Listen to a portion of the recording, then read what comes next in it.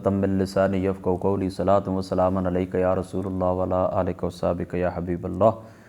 آج کی ہماری جو نشست ہے یہ درس حدیث رسول صلی اللہ تعالیٰ علیہ وآلہ وسلم کی، تو اس نشست کے اندر ہم حدیث نمبر 41 یعنی 41، 42 اور 43 اس کا انشاءاللہ تعالیٰ ہم مطالعہ کریں گے۔ حضرت عمرو بن حبسہ رضی اللہ تعالیٰ عنہ آپ رسول پاک صلی اللہ تعالیٰ علیہ وآلہ وسلم کے عظیم الشان اور جلیل القدر صحابی ہیں۔ آپ فرماتے ہیں کہ اتیت رسول اللہ صلی اللہ تعالیٰ علیہ وآلہ وسلم، میں حضور علیہ الصلاۃ والسلام کے پاس آیا، آپ کی خدمت کے اندر میں حاضر ہوا تو میں نے اگر عرض کیا فقلت یا رسول اللہ من معک علی ھذا الامر، میں نے عرض کی اے اللہ تعالیٰ کے رسول، یہ جو آپ نے نبوت کا دعویٰ کیا ہے کہ آپ اللہ کے رسول ہیں، آپ اللہ کے پیغمبر ہیں، آپ دین اسلام لے کر آئے ہیں، تو اس کی تائید کس نے کی ہے، آپ کی موافقت کس نے کی ہے؟ تو حضور علیہ الصلاۃ والسلام نے فرمایا حر و عبد، آزاد نے اور غلام نے۔ بعض محدثین فرماتے ہیں کہ یہاں پر آزاد سے مراد حضرت ابوبکر صدیق رضی اللہ تعالیٰ عنہ آپ کی ذات مقدس ہے، اور غلام سے مراد حضرت سیدنا بلال حبشی رضی اللہ تعالیٰ عنہ آپ کی ذات مقدس ہے۔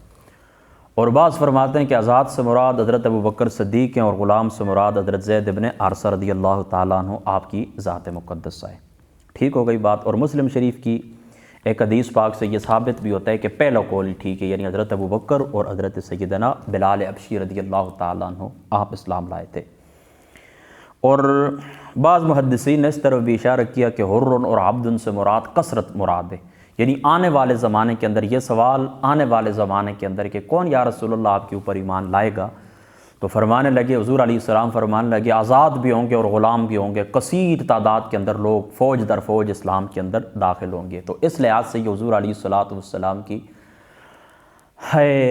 نبوی غیبی خبر ہے۔ حضور علیہ الصلاۃ زبان نبوت سے جو غیبی خبر حضور علیہ السلام نے بیان فرمائی، پھر ظاہری سی بات ہے کہ آنے والے زمانے کے اندر آج دیکھیں نا پوری دنیا کے اندر نبی پاک صلی اللہ تعالیٰ علیہ وآلہ وسلم کی ملت کے لوگ آپ کو نظر آتے ہیں۔ ٹھیک ہو گئی یہ بات۔ اور یہاں پر یہ بات بھی میں آپ کو بتانا بھول گیا ہوں کہ عمرو بن حبسہ رضی اللہ تعالیٰ عنہ یہ رسول اللہ کے صحابی ہیں، اور یہ تیسرے یا چوتھے مسلمان ہیں، یعنی تیسرے نمبر کے اوپر آپ نے کلمہ پڑھا تھا یا پھر چوتھے نمبر کے اوپر آپ نے کلمہ پڑھا تھا۔ آپ کا حضور کی خدمت میں آنا، حضور علیہ الصلاۃ والسلام کا ان کو کلمہ پڑھانا، پھر ان کا واپس جانا، یہ ساری باتیں بڑی عجیب اور غریب ہیں۔ یعنی آپ کا آنا بھی، کلمہ پڑھنا بھی، واپس جانا بھی عجیب ایک داستان ہے، اور اس کے اندر بہت سارے فوائد ہیں، بہت سارے فوائد کی حامل یہ ایک داستان ہے۔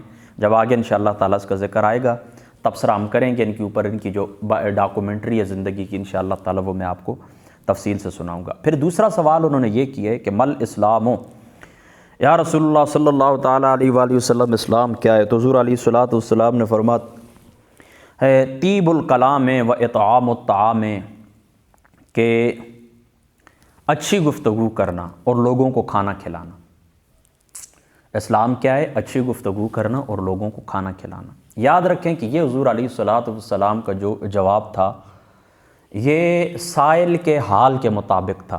دیکھیں کئی مقامات کے اوپر ایک شخص حضور کے پاس آیا، یا رسول اللہ اسلام کیا ہے؟ فرمایا اس نے اخلاق، اچھے اخلاق۔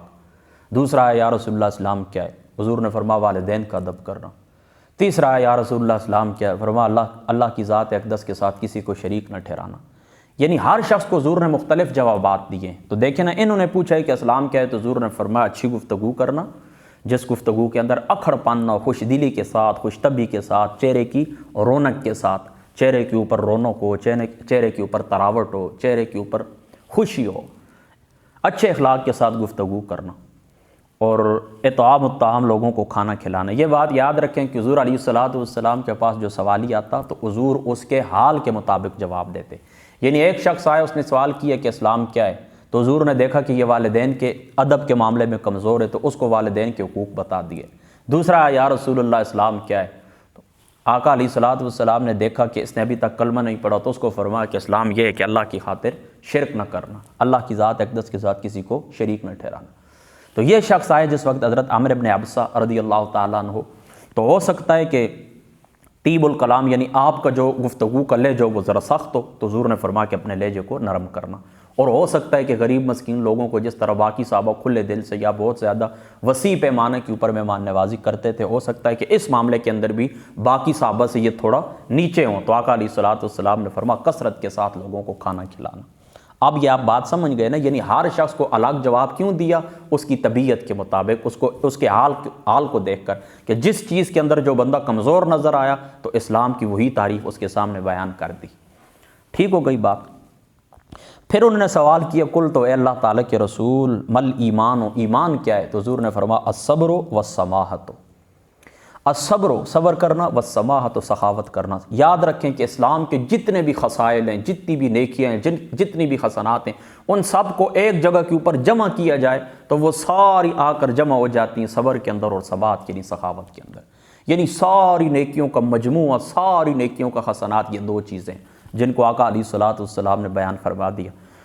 اور اس مقام کے اوپر حضرت حسن بصری رضی اللہ تعالیٰ عنہ آپ فرماتے ہیں کہ آقا علیہ الصلوۃ والسلام کے اس فرمان سے مراد یہ الصبر عن معصیت اللہ تعالیٰ، صبر کرنا یعنی اللہ تعالیٰ کی معصیت کے کاموں سے بچنا، نافرمانی کے کاموں سے بچنا، نافرمانی کے کاموں کے اوپر صبر کرنا۔ ظاہری سی بات ہے، دل تو کرتا ہے کہ جن کاموں سے اللہ نے روکا ہے ان کاموں کے اندر بظاہر لذت محسوس ہوتی ہے، تو دل تو کرتا ہے، تو وہاں پر صبر کرنا، ٹھیک ہے۔ اور سخاوت کرنا یعنی ادا کرنا، اللہ کے فرائض ادا کرنا۔ دیکھیں آگے خود فرماتے ہیں کہ وَالسَّمَاعَةُ عَلَىٰ أَدَاءِ فَرَائِضِ اللَّهِ تعالیٰ، سماعت سے مراد کیا ہے؟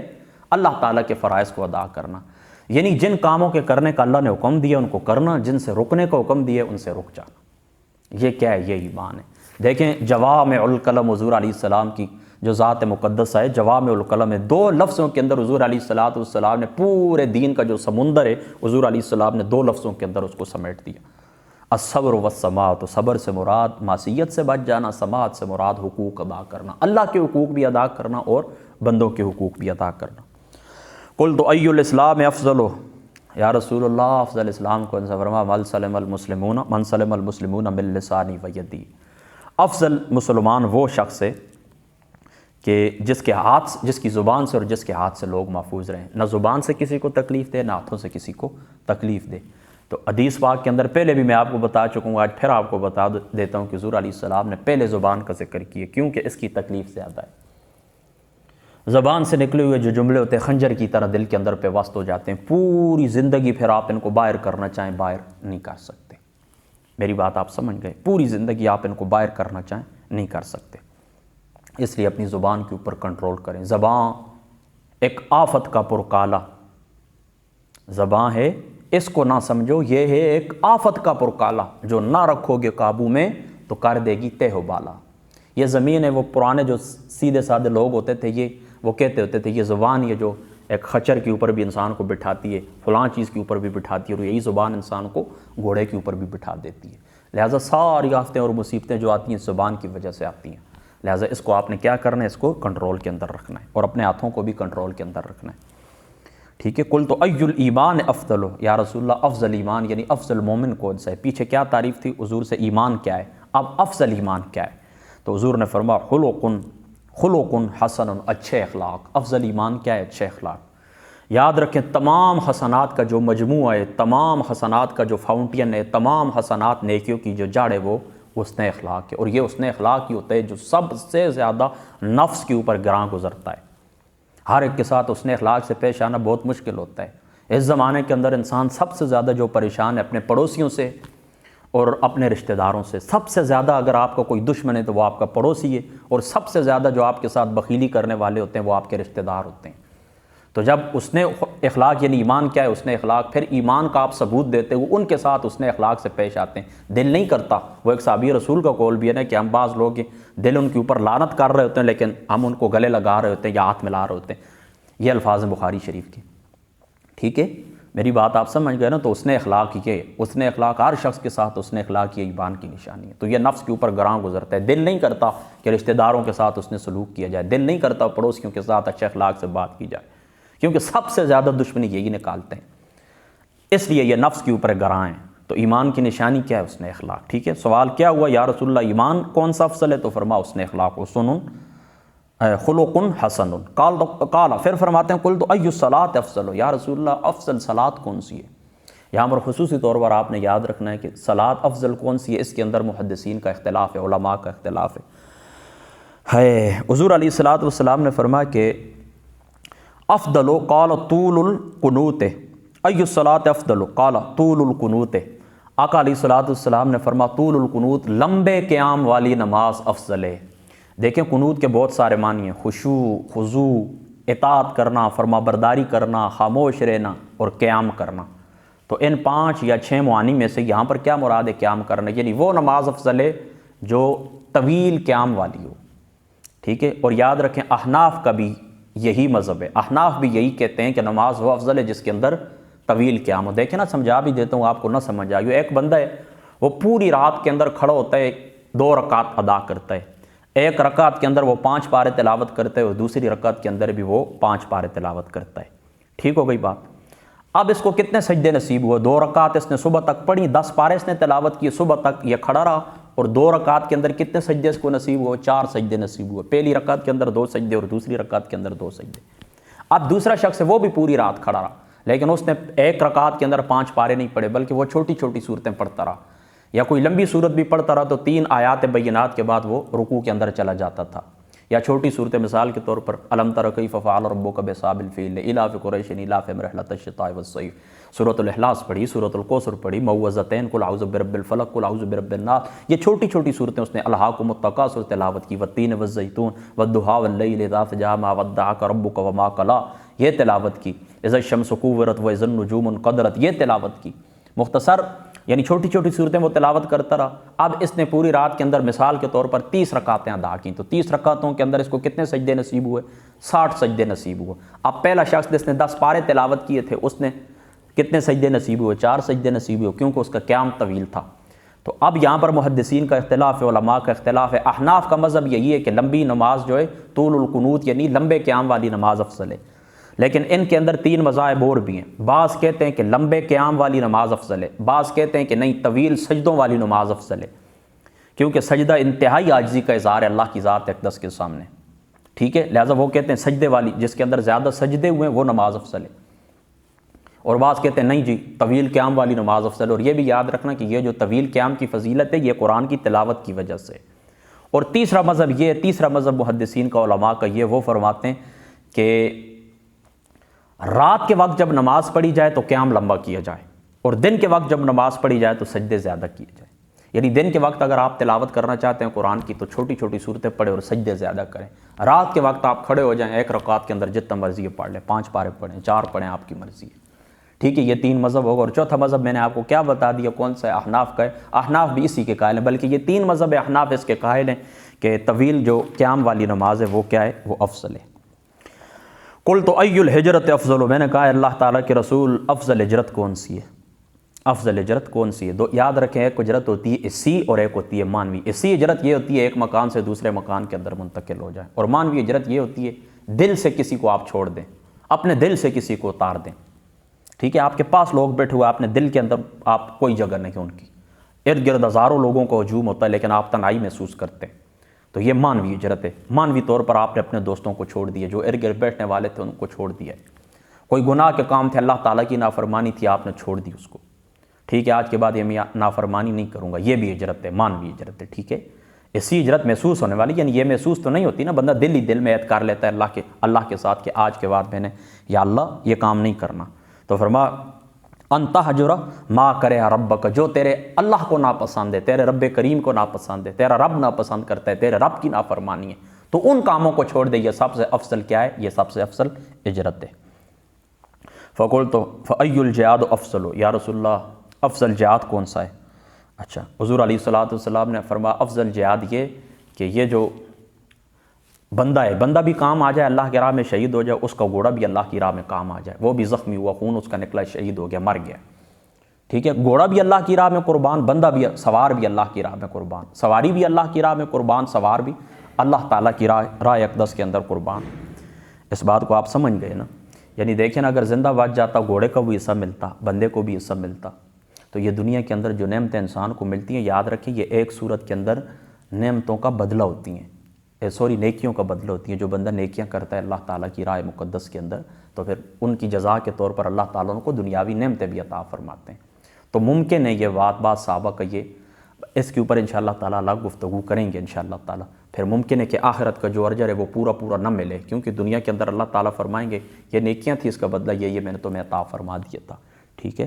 اس لیے وہ صحابہ رویا کرتے تھے، کہتے وہ جو ہم سے پہلے لوگ چلے گئے پورا اجر تو ان کو ملا ہے کہ ان کو پہنانے کے لیے کفن بھی نہیں تھا، ہمیں تو اللہ نے فلاں علاقے کی گورنری عطا کر دیے، اتنا ہمارے پاس مال ہے، اتنے ہمارے پاس دراہم ہیں، اتنی دولت اللہ نے عطا کی ہے، ٹھیک ہے۔ تو پورا اجر یاد رکھیں، دنیا کے اندر نیکی کا کچھ بدلہ بھی نہ ملے تو اس کا پھر آخرت کے اندر اللہ تعالیٰ پورا اجر اپنی رحمت سے عطا فرمائیں گے۔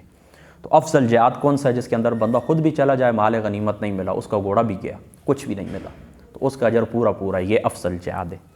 اوکے ہو گئی بات۔ قل تو ای الساعات افضل، پھر جب نماز کے متعلق پوچھا کہ افضل کون سی ہے تو پھر ساتھ یہ بھی پوچھ لیا کہ اوقات کون سے افضل ہیں، یعنی اللہ تعالیٰ کے نزدیک قربت والا جو وقت ہے وہ کون سا ہے، کون سا وقت ہے جب دعا کریں نماز پڑھیں تو وہ اللہ کے زیادہ قریب ہو جائیں، وہ اللہ تعالیٰ کی قربت کا وقت ہوتا ہے۔ تو حضور علیہ الصلوۃ والسلام نے فرمایا جوف اللیل الآخر، فرمایا نصف رات کے بعد کا حصہ، نصف رات کے بعد کا حصہ، یعنی رات کے ٹوٹل گھنٹے کی جائیں کتنے گھنٹوں کی بنتی ہے تو یاد رکھیں چوتھا گھنٹہ، پانچواں اور چھٹا گھنٹہ یہ وقت ہے جس کے متعلق آقا علیہ السلام نے فرمایا کہ نصف رات کا آخری پیر، نصف رات کے بعد کا حصہ، ٹھیک ہو گئی یہ بات، اس میں کوئی مشکل بات تو نہیں ہے۔ تو یہ اللہ تعالیٰ کے نزدیک قربت والا وقت ہے، لہٰذا ان اوقات کے اندر اللہ تعالیٰ کی بارگاہ کے اندر دعا بھی کرنی چاہیے، نماز بھی پڑھنی چاہیے۔ یہ ہماری غفلت ہے کہ ہم عشاء پڑھ کے سوتے ہیں پھر فجر کے وقت، یہ بھی بڑی شان ہے، شکر ہے اللہ تعالیٰ کی ذات اقدس کا۔ وہ لوگ برے ہیں، انتہائی برے ہیں کہ جو رات کو دیر سے سوتے ہیں اور پھر صبح 11 بجے اٹھتے ہیں اور کہتے ہیں اوقات کے اندر برکت ہی نہیں۔ اوقات کے اندر کیا برکت ہو؟ تمہاری صبح 11 بجے شروع ہوتی ہے، 11 بجے تمہاری صبح شروع ہوتی ہے، پھر آپ کا کتنا دن ہو، ٹھیک ہے۔ ایک مومن مسلمان کی یہ شان ہے کہ اذان کے وقت کے اندر اس کو جس وقت اذان مؤذن کہے الصلاۃ خیر من النوم وہ بیدار ہو جائے، بلکہ اس سے بھی بہتر اور افضل مسلمان وہ ہے کہ جو اذان کے وقت سے پہلے بیدار ہو کر تیار ہو کر بیٹھا ہوا کہ اذان ملے اور میں مسجد کی طرف چل پڑوں۔ لیکن چلو کم از کم جس وقت الصلاۃ خیر من النوم کے اوپر مؤذن پہنچے تو آپ اٹھ جائیں، بستر کو چھوڑ دیں۔ پھر تیسرا اور آخری درجہ یہ کہ کم از کم آپ کو نماز کا وقت معلوم ہونا چاہیے کہ آپ اپنے بستر سے اٹھیں اور اتنی دیر میں آپ چل پڑیں تاکہ نماز آپ کو جماعت مل جائے، ٹھیک ہے۔ پھر چوتھے درجے کے اوپر وہ لوگ ہیں جو جماعت بھی ان سے چلی جاتی ہے لیکن کم از کم ادا وقت کے اندر وہ لوگ نماز پڑھ ہی لیتے ہیں، پھر اس کے بعد تو قضا ہے، ٹھیک ہے۔ تو 11 بجے جب آپ کی صبح شروع ہوگی تو آپ کے اوقات کے اندر کیا برکت ہوگی، میری بات آپ سمجھ گئے نا۔